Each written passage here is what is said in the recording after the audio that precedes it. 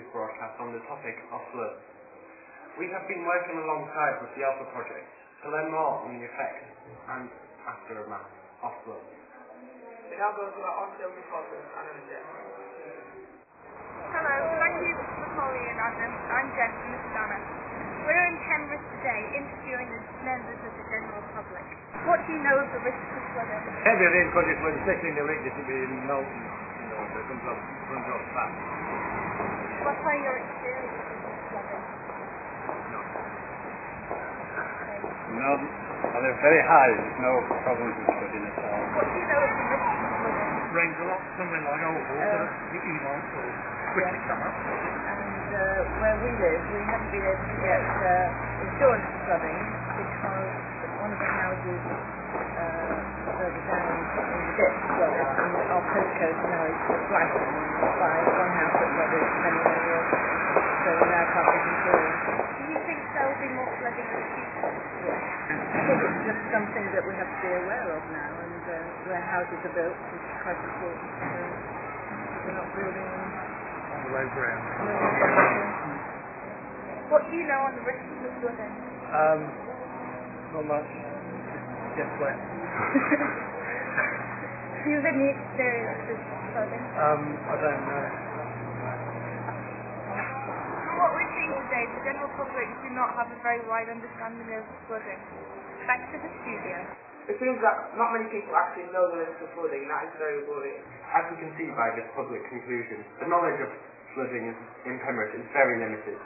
Mike Harper from the Environmental Agency has first-hand knowledge of how the actual risks and the projects in place to prevent further flooding. Hi, we're here at Thacker Beck with Mike Harper. So, what are you doing? Right, we're currently stood at Thacker Beck, at the top end of the Thacker Beck flood alleviation scheme, and in this area behind us, we've created a flood storage reservoir which will help reduce the risk of flooding to the residents of Penrith. Thacker Beck itself is just a small trickle which you can see in the distance there, which comes off almost by junction 41 of the M6 and then flows southwards into Penrith, runs through Penrith, through this storage area, through the culverts, through the town, and then comes out by the police headquarters into the River Emont. Penrith had a history of flooding. It's flooded about 4 times in the last 16 years. In 2005, the 35 properties were flooded. So as part of the scheme, we've increased the size of some of the culverts, the underground watercourses in town, and then we've built this flood storage reservoir, which will limit how much water enters the town and how much water can cause the flooding through the town. In your opinion, what can we do in Cumbria to reduce the risk of flooding? A combination of different things you can do, so that residents can help themselves. In other places in local vicinity, in Emont Bridge, we've just done a scheme, joined up with DEFRA, where we're putting resilience measures in properties, so individual flood gates and flood protection to the individual properties. So, how are you helping the environment here? We're currently waiting for the grass and vegetation to establish, but in this area we get lapwings and other red list species that come to nest in this area, and we're trying to encourage them by turning what was a rough pasture land here into a wetlands habitat to encourage wildlife. Thank you. As we know, doing this interview, Mike mentioned the ways that we can prevent the risk of flooding. In Emont Bridge, this is a very popular topic. We caught up with a local resident who has lived in the area since 1950. We're here at Emont Bridge today. Even here you can see how much at risk these houses are from the flooding. How have you been affected by the flooding? Well, you get a job to tell, but I'm only 32 really. Other than that, of the aftermath, all the bits and pieces they've done around the house to bring it back to the decorating, the plastering, all of which is cracking. So, in a way, frustrated a bit, and a bit nervous when it rains. What was the health like after the flooding, and how could it be improved? Well, pretty good really. I mean, we were lucky. We had a brilliant insurance company, and they got on, and they got on with their job of clearing up and putting the place straight again.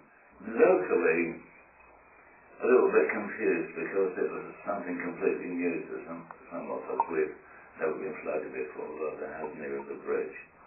it seems to be getting worse. A lot of the weather here has become more like it was when I first came to Penrith in the 50s.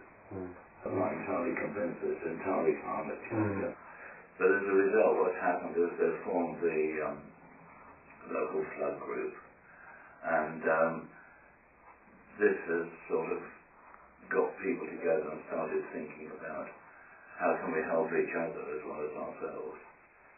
And of course the sort of things that come out of it, these floodgates, which these chaps are still putting up. We've got pumps now in here to pump the water out. So as it comes in, I can pump it out. So it's got me back to the war a bit, where it actually brought people together. And people started being actually, not just neighbourly, but really sort of supportive of each other. So there's, still wind that doesn't blow some sort of good, isn't it?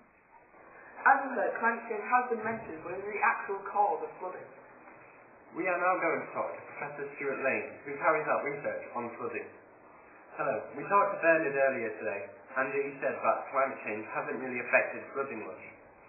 In your opinion, does climate change affect flooding? One of the problems in this part of the world is that we're in a natural flood-producing part of northwest Europe. We're right on the track of the jet stream. We will always have flooding here. Now, historically, there's always been flooding here. You go back to the 19th century, there were very, very large floods. Now, the problem here is that some of the floods that we can get are exceptionally large. They're also clustered in time, so we've had periods with fewer floods and periods with more floods. Now, during those periods of fewer floods, there has been expansion and building onto floodplain. So places like Carlisle, parts of Penrith, have housing, shops, businesses where they probably shouldn't be. Thank you, Professor Lane, for answering those questions. After meeting Bernard, we are now aware of the actual effects of flooding, and after meeting Mike Harper at Backer Desk, we can see what needs to be done to prevent it, even though there's still much more to go. Very much like the general public, us on this very team didn't know much about flooding, and since doing this, it has opened our eyes to some of the possibilities. Thank you for watching. Good night.